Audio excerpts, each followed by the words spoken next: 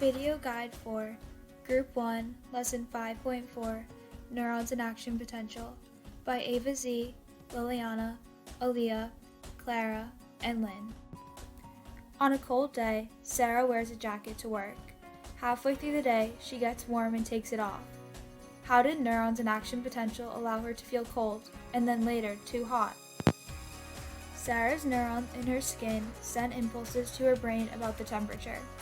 They went to the spinal cord and then to the hypothalamus, which controls the body's homeostasis. It synapsed with her brain to tell her that she was cold.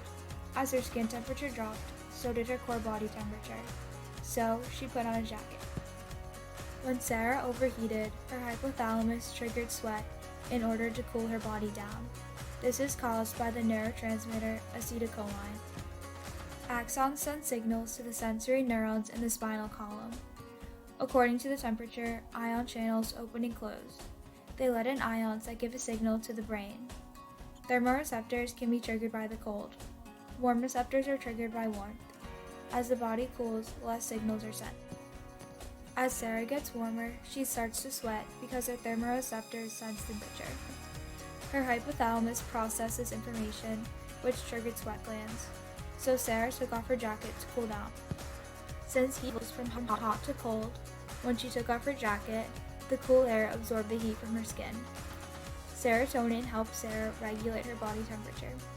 Her body was experiencing an excess of nerve impulses, which told her she was too warm. Temperature changes can affect the amplitude of action potentials, measured by the voltage of the difference of the threshold and the peak.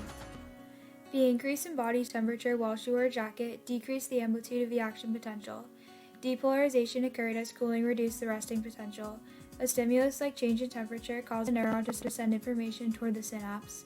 Changes in polarization cause a signal to be transported down the axon.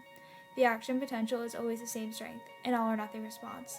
The refractory period was temperature sensitive because caused by sodium channel inactivation.